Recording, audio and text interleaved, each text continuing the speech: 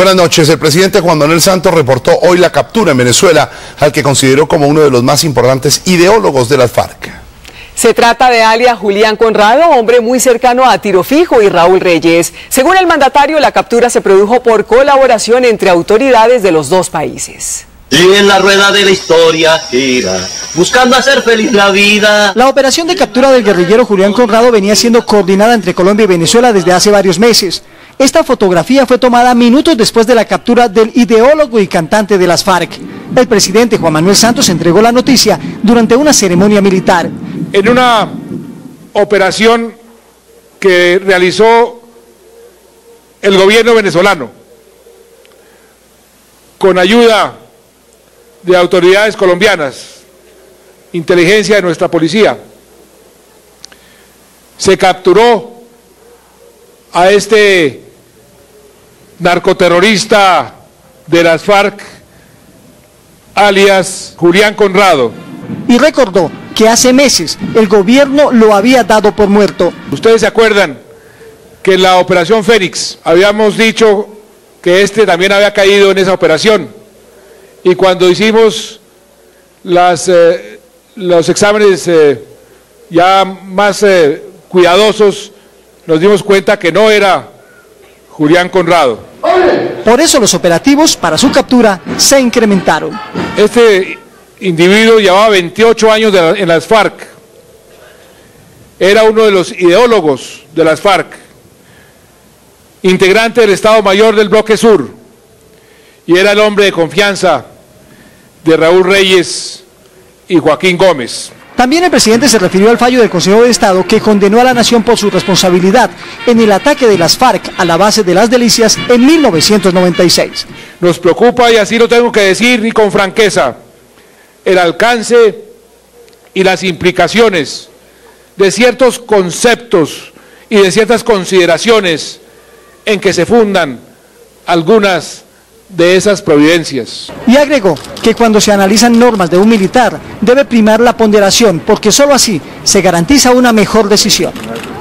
Guillermo Enrique Torres Cuéter, alias Julián Conrado, es uno de los máximos exponentes de la llamada canción fariana y era hombre de confianza de alias Raúl Reyes. Pero no solo cantaba, la DEA, la Interpol y la justicia colombiana lo tenían en la mira por diversos delitos.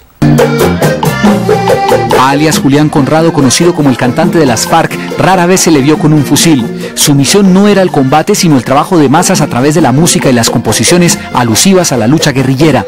Guillermo Enrique Torres Cuéter, nacido en Turbaco, Bolívar, hace 57 años, ingresó a la organización en 1983. Desde entonces ascendió rápidamente hasta convertirse en hombre de confianza del secretariado. Así lo confirmó el ministro de Defensa, Rodrigo Rivera. Ayer este personaje confirmó que era Julián Conrado, y en el día de hoy se obtuvo la confirmación a través de huellas dactilares. Hace algunos minutos tuvimos esa noticia por parte directamente del ministro de Seguridad Interior de Venezuela, Tarek El Aizami. Y fue precisamente en los diálogos del Caguán donde alias Julián Conrado se hizo más visible. Con ritmos vallenatos no solo le cantó a su organización, sino que además le tributó un homenaje a Manuel Marulanda. Ese Manuel que no pierda donde atreverse a soñar. Torres Cuéter acompañó durante varios años a alias Raúl Reyes e integró los bloques Caribe y Sur de las FARC. La DEA y la Interpol lo buscaban por narcotráfico. En Colombia tiene 8 órdenes de captura por homicidio, secuestro, extorsión y rebelión. Llevábamos detrás de él con nuestra inteligencia años, hasta que por fin pudimos completar un paquete de inteligencia creíble que nos mostró que estaba en Venezuela. Las autoridades colombianas aseguran que el cantante de las FARC fue enviado a Venezuela con la misión de promover las actividades del llamado Movimiento Continental Bolivariano. Las autoridades del Meta ofrecieron esta tarde una recompensa de hasta 30 millones de pesos por información de los sicarios que asesinaron a 6 personas en una cancha de fútbol en Villavicencio. Según los investigadores, el hombre que buscaban no estaba en el lugar. Hasta estas canchas sintéticas de fútbol llegaron los sicarios, que se movilizaban en 2 carros de alta gama, uno de ellos blindado. Cuando ellos dispararon en donde la cancha primera, entraban corriendo y siguieron disparando a todos los que encontraban por delante. Este testigo le contó a Noticias Caracol que en el lugar había 30 personas, entre jugadores y espectadores, quienes vivieron momentos de terror.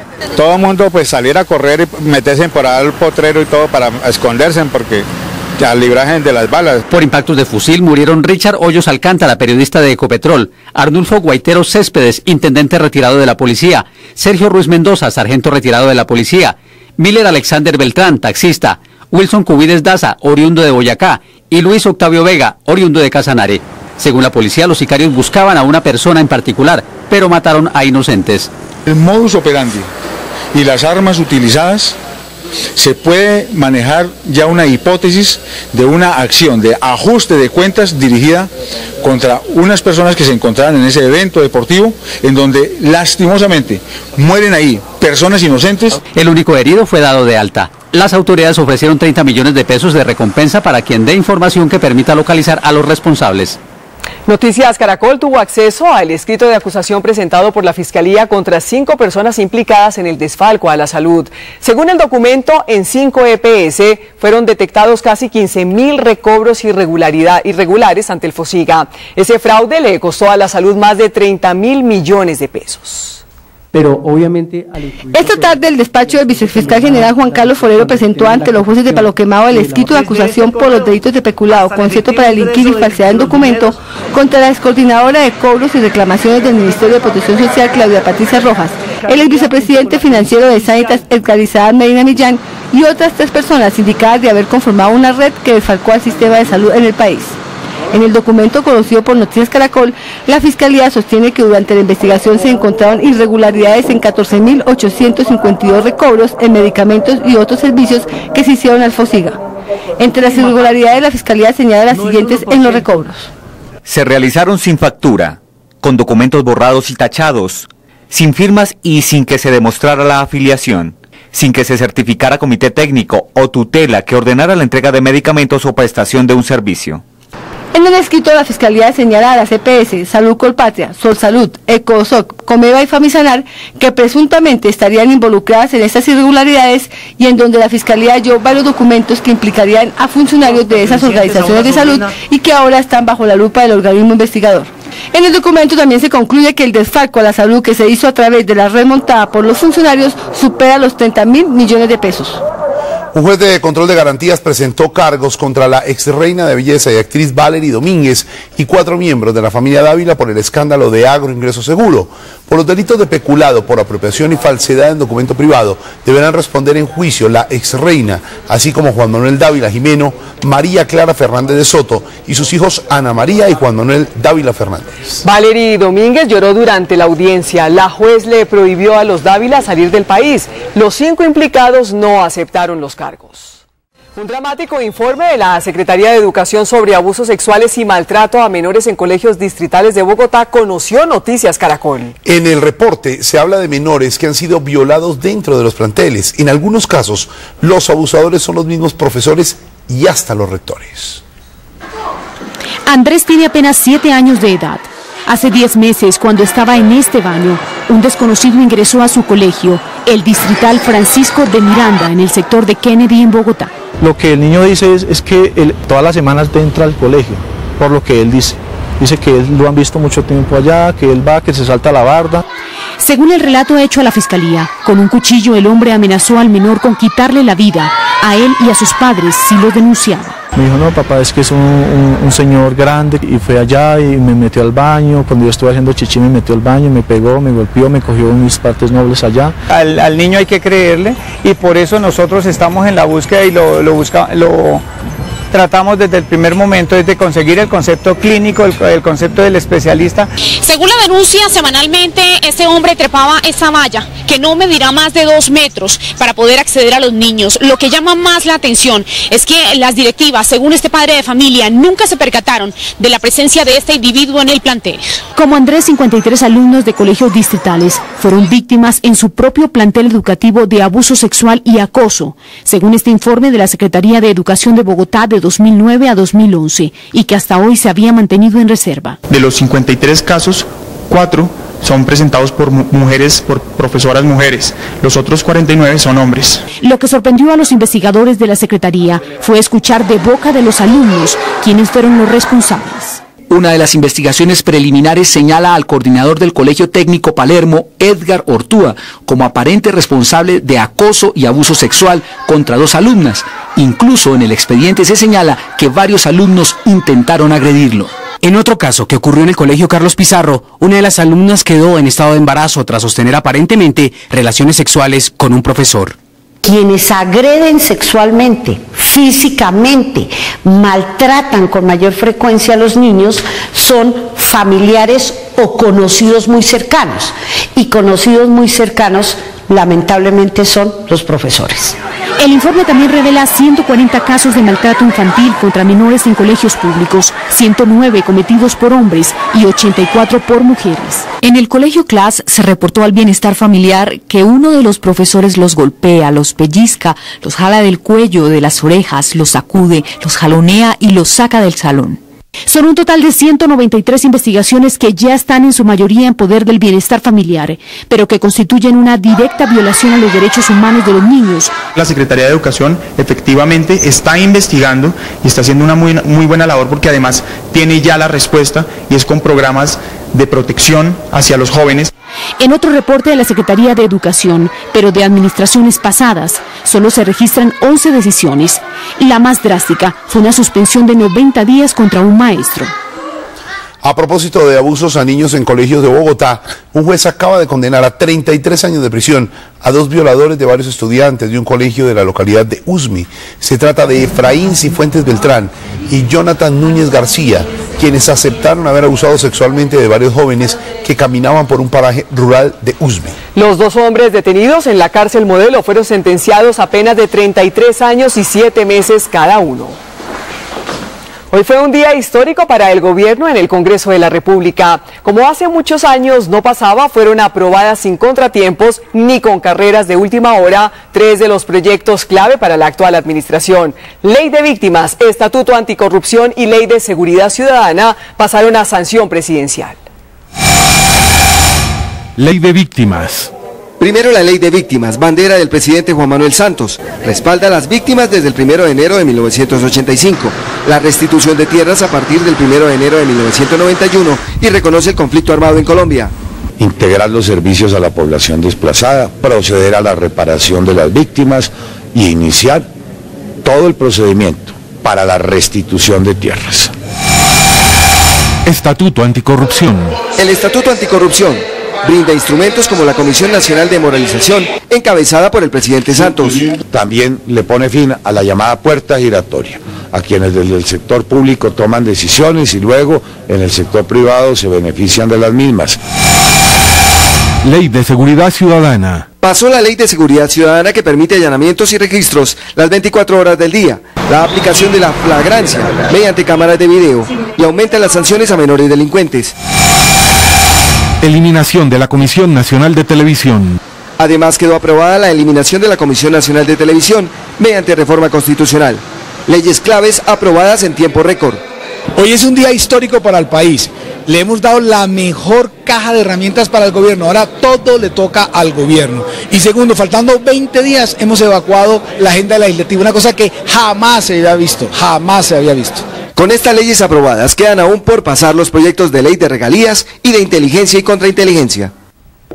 Hoy quedó en firme el llamamiento a juicio del general en retiro Miguel Maza Márquez, quien tendrá que responder en calidad de coautor por el crimen del ex candidato presidencial Luis Carlos Galán Sarmiento, ocurrido el 18 de agosto de 1989 en Soacha. La Fiscalía General de la Nación ratificó la decisión contra el oficial en retiro y exdirector del DAS, a quien también se le negó la solicitud de detención domiciliaria. En un comunicado, Maza Márquez reiteró su inocencia y aseguró que la decisión es resultado de la presión que en su caso ejerce la familia Galán. En Casanare, la situación por culpa de una montaña que se está desmoronando es cada día más dramática. Los campesinos tratan de cruzar a pie en medio de los derrumbes y 120.000 habitantes de Yopal siguen sin agua por un daño provocado por un deslizamiento. El derrumbe del Cerro Buenavista tiene en emergencia más de medio departamento del Casanare, afectando gravemente a Yopal, Paz de Ariporo, Nunchía y 7 poblaciones más. Sin agua. El deslizamiento colapsó la planta de tratamiento que deberá ser reconstruida en otro lugar. Hoy Yopal no tiene agua potable, a pesar de que 9 carrotanques de la policía tratan de atender los 96 barrios de la población. En los tanques siempre había quedado una reserva, pero ya estos días ya nos ha tocado recoger agua lluvia para poder cocinar o para poder bañarnos. La nueva planta de tratamiento demorará más de un año, según el secretario de Gobierno. Hay que hacer una evaluación muy importante sobre el sitio donde pueda colocarse, pero definitivamente puede estar por el orden de los 20 a los 30.000 millones de pesos. Sin vías. Los deslizamientos y la falla de la montaña colapsaron la carretera. Con maquinaria pesada se rellenan las grietas para tratar de habilitar el paso. Cada 4 horas pasan campesinos de a pie y carros pequeños. Es probable que mañana podamos tener paso para vehículos hasta de 3.5 toneladas. Sin aseo. Las 100 toneladas de basura que produce Yopal estaban en el limbo. El relleno sanitario está al otro lado del deslizamiento. Por eso tocó recurrir a pueblos vecinos. Sin piso. La tierra se sigue moviendo, aparecen quebradas donde nunca las hubo. Topógrafos cada 12 horas revisan el suelo. Detectamos un movimiento de 14 centímetros en altura. Se ha desplazado 14 centímetros, ha bajado. Pero la emergencia golpea a otros 8 municipios. Las pérdidas en el Casanare superan fácilmente los 5.000 millones de pesos. Es un placer seguir con ustedes. Los habitantes de un barrio del sector de Bosa, en Bogotá, están desesperados. Una banda de atracadores los tiene atemorizados y en medio de la incertidumbre. Pues en tan solo un día los delincuentes asaltaron 4 establecimientos comerciales. Una cámara de seguridad grabó el atraco más reciente de estos ladrones que son buscados por la policía. 2 niños cogidos de la mano pasan al frente del establecimiento comercial que los delincuentes tenían en la mira desde hace varios minutos. Cuando ven que el sitio está despejado, aparece un hombre con un buzo de color gris y caminando rápido. Detrás de él, sus cómplices. Ingresan al sitio, ubicado en la localidad de Bosa. Se dirigen a las 2 cajas registradoras. Con sus armas de fuego, intimidan a una de las cajeras, obligándola a que le entregue todo el dinero. Otra cámara capta a un cliente que, sin saber qué ocurría, intenta ingresar a la tienda, pero es sorprendido por uno de los ladrones que lo mete a la fuerza. Adentro, una de las empleadas intenta huir hacia el segundo piso de la edificación. El asaltante la persigue, pero no la alcanza. Se devuelve y desocupa la otra registradora. También le quitan las pertenencias a otros compradores. 2 minutos después, los 3 atracadores huyen del sitio con cerca de 1 millón de pesos. En tan solo un día, 4 establecimientos comerciales como este fueron atracados aquí, en Bosa. Situación que tiene con temor a los comerciantes de la zona. La policía utiliza estos videos para identificar al jefe de la banda, que sería este hombre, y los 2 menores de edad, fuertemente armados, que lo acompañan. A tan solo 4 días de las elecciones en Perú, los candidatos Ollanta Humala y Keiko Fujimori se pelean voto a voto. Pero hay unas personas y un pasado que podrían inclinar la balanza a favor de Ollanta Humala. Son las víctimas de las desapariciones y las esterilizaciones masivas ordenadas por el régimen de Fujimori. Felipe Zuleta, enviado especial de Noticias Caracol y de El Radar, habló con algunos protagonistas.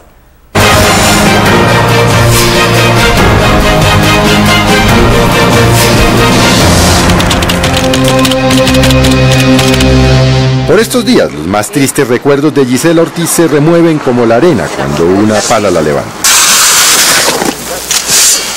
Ella era muy joven cuando fue protagonista de una de las investigaciones criminales más extensas y que está relacionada directamente con la dolorosa historia reciente del Perú, la masacre de la Cantuta. Mi hermano, ¿qué edad tenía Enrique Ortiz Perea, tenía 21 años de edad. Estaba en la universidad, viviendo dentro de la universidad. En los dormitorios de la Cantuta, de la Universidad de la Cantuta. Así es, porque nosotros somos de provincias. Esa noche, un grupo de hombres armados del Grupo Colina perteneciente al ejército llegó buscando a los autores del atentado con carro bomba. Que destruyó un edificio, 2 edificios en Miraflores y mató a mucha gente. Y en la universidad, conocida como La Cantuta, se llevaron a un profesor y a 9 estudiantes, entre ellos al hermano de Gisela. Primero encontramos los restos calcinados de los demás, que se encontraron en unas fosas en Cieneguilla, que está a las afueras de Lima. Pero cuenta Gisela que fue un sueño el que le dijo dónde estaba exactamente su hermano. Tiene 22. En la noche yo sueño con mi hermano y me dice, Gisela, yo te voy a mostrar el sitio donde nos han enterrado. Y me lleva a un sitio, un arenal, y cerca, como si hubiera una acequia, me dice, hay un montón de huesos. Mira, ahí estoy yo. La doctora entra a la fosa, saca el costalillo y era mi hermano. Sí. Creo lo más duro que yo he vivido en todos estos años. A ver, pero usted está ahí, ve el cuerpo de su hermano, ¿y usted qué dice? ¿Se me vino el mundo encima? Yo lo primero que quise era irme a esa fosa y despertarlo, porque él estaba tirado de costado, como si estuviera durmiendo. Y yo la verdad tenía unas ganas de levantarle y decirle, ¿qué te hemos estado buscando todo este tiempo? Mi papá, mi mamá están desesperados por lo que ha pasado.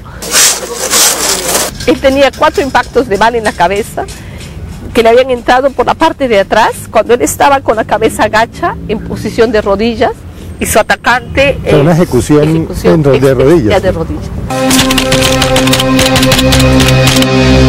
Victoria Vigo fue la primera mujer en interponer una acción judicial por ser víctima de una política de Alberto Fujimori para acabar con la pobreza. La idea es que no nacieran más niños de familias pobres y por eso las esterilizaban sin su consentimiento. Victoria, ¿cómo te enteraste tú que habías sido esterilizada? Al día siguiente de mi cesárea, que me habían hecho una cesárea, que había tenido un bebé. Mi bebé muere, yo entré en un cuadro depresivo y el médico, para contentarme o para darme ánimos, me dijo que no me preocupara, que era joven, que podía tener mi otro bebé. Pero el interno le dijo, no, ella está esterilizada. ¿Cuántas mujeres en Perú fueron esterilizadas sin saber que estaban sometidas a este procedimiento? 300.000 mujeres esterilizadas, entre ellos la mayoría, casi como el 80% sin su consentimiento. Estaba incluido en la política de desarrollo. ¿Entiendes? Era una política de Estado. Yo la superé, ¿no? No hay odio en mi corazón, no hay tranquilidad. Pero es una etapa que no quiero que vuelva a suceder. Estos son tan solo algunos de los delitos que se cometieron durante el régimen de Alberto Fujimori. Y por eso, el 7 de abril del año 2009, en juicio, se condenó al expresidente a 25 años de prisión. Hoy, todas las familias de las víctimas hacen vigilias en las noches de Lima, mostrando su dolor, iluminando los rostros de sus seres queridos, descongelando los objetos de sus familiares para que el doloroso pasado salga a la luz y sus recuerdos no queden en el olvido, y elevando una plegaria para que la familia Fujimori no regrese al poder. Mañana Felipe Zuleta nos mostrará el triste e insólito papel que están jugando los medios de comunicación en estas elecciones. No se lo pierda. En Washington, con la canciller colombiana presidiendo la sesión de hoy en la OEA, los países miembros de la organización votaron el regreso de Honduras, nación suspendida desde el golpe de Estado de 2009 que derrocó a Manuel Zelaya. Nuestra corresponsal Vanessa de la Torre tiene los detalles. Buenas noches. Sus colegas eligieron a la canciller colombiana María Ángela Holguín para presidir esa cumbre que llevó de regreso a Honduras a la Organización de los Estados Americanos. Solo un país votó en contra, Ecuador. Quiero resaltar la mediación de Colombia y Venezuela y la buena voluntad. Llegaron de muchos rumbos. A todos, muchas gracias. Honduras fue removida de la OEA el 4 de julio del 2009 tras el golpe de Estado contra el entonces presidente Manuel Zelaya. Hoy, con 32 votos a favor y solo 1 en contra, el de Ecuador regresó a este organismo. Democracia no solamente es tener elecciones libres, sino fortalecer toda la institucionalidad democrática y de esa manera fortalecer el Estado de Derecho. Por su parte, Venezuela, aunque votó a favor, asegura que en Honduras aún falta camino por recorrer. Para los meses que están por venir se profundicen las investigaciones y se lleve a tribunales y se castigue a quienes promovieron el golpe de Estado. La canciller colombiana, protagonista de esta jornada, celebró el triunfo de la diplomacia. Lo que hicimos fue facilitar el diálogo y ayudar a que se pusieran de acuerdo. Y ahora solo queda Cuba por fuera de este organismo. Eso tendrán que ver los cubanos y tendrán que ver la organización, que justamente todos los países puedan cumplir con los requisitos fundamentales de la OEA. Desde 1948, cuando fue fundada la OEA, solamente 2 países, Cuba y Honduras, han sido suspendidos. A Cuba aún le falta un largo camino por recorrer. Desde Washington, soy Vanessa de la Torre, Noticias Caracol. Hoy se cumplen 2 años de la tragedia del avión de Air France frente a la costa de Brasil. Si bien las revelaciones de las cajas negras dejan más preguntas que respuestas, el embajador de Francia en Colombia, Pierre-Jean Van Dorn, quien trabajó con las familias de las víctimas, espera que lo poco que se sabe les dé algo de paz. El cementerio marino. Así se llama el poema que 2 años después de la tragedia del vuelo de Air France, en que murieron 228 personas, evoca el embajador francés en Colombia, Pierre-Jean Van Dor. Y él sabe por qué lo dice. El diplomático fue la persona nombrada para representar al gobierno francés ante los familiares de las víctimas y acompañarlos en tan doloroso momento. Hoy, cuando se cumplen 2 años de la tragedia y han recuperado 127 cuerpos a 3.900 metros de profundidad, se empieza a despejar también el misterio. ¿Qué pasó con ese avión de Air France? Hay que saber que a unas alturas muy altas, muy elevadas, la temperatura puede bajar hasta 90 grados centígrados bajo cero. Y en este caso, los tubitos llamados los pitot se congelaron, lo cual tuvo como consecuencia que las informaciones que llegaban al cockpit no eran válidas. Se desarmó el piloto automático y la tripulación tuvo muy pocos minutos para reaccionar frente a una situación muy complicada. Las cajas negras revelan que le tardó al avión 3 minutos 30 segundos caer de una altura de 11.000 pies de noche y en medio de una tormenta. ¿Los pasajeros del avión sabían que iban en picada hacia el mar? La pregunta que usted se hace a sí misma, por supuesto, todas las familias nos la han hecho, ¿no? Y los médicos no tenían los elementos para contestar a eso, ¿no? Fue la madre de una víctima la que le enseñó este poema. Evocamos un poema de Valéry, que es el cementerio marino, ¿no? El mar es el más grande cementerio del mundo. Muchos marineros yacen al fondo del mar. Quedan muchas preguntas, por ejemplo, ¿por qué falló el piloto automático y si hubo error humano? Por lo pronto, el diplomático recuerda más bien a las víctimas y espera encuentren paz los corazones de sus familiares, como dice el poema de Valéry. Qué regalo después de un pensamiento, ver moroso la calma de los dioses. Mucha atención, las autoridades acaban de desactivar una carga explosiva en el norte de Bogotá. En el lugar está Karen Acero. Karen, adelante, la escuchamos.